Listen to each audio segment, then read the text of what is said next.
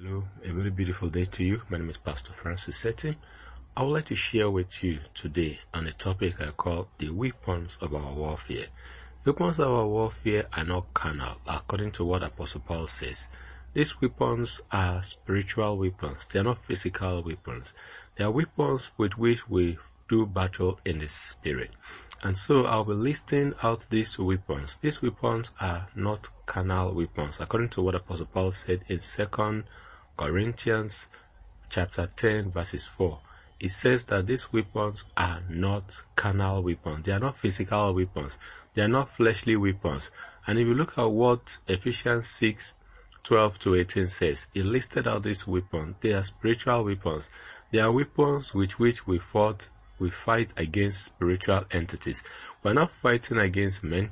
We're not fighting against physical men. If we're fighting against physical men, we'll be using physical weapons.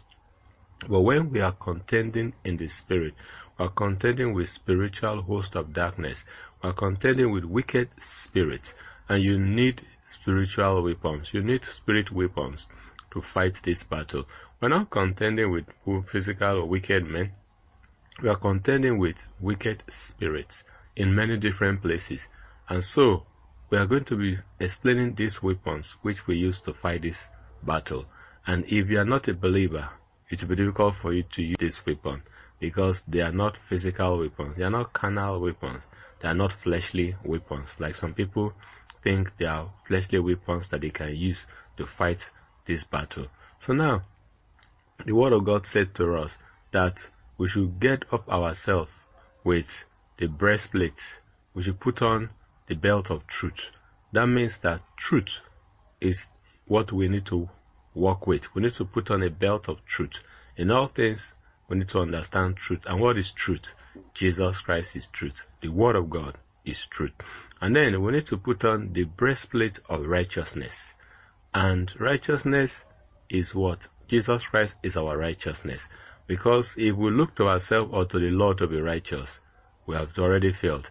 And if we are believing that keeping the things of the law is what's going to make us righteous, we've also failed. So we need to look to Jesus Christ for our righteousness. Jeremiah 23:6 says that Jesus our righteousness, the Lord our righteousness. So Jesus is our righteousness. 2 Corinthians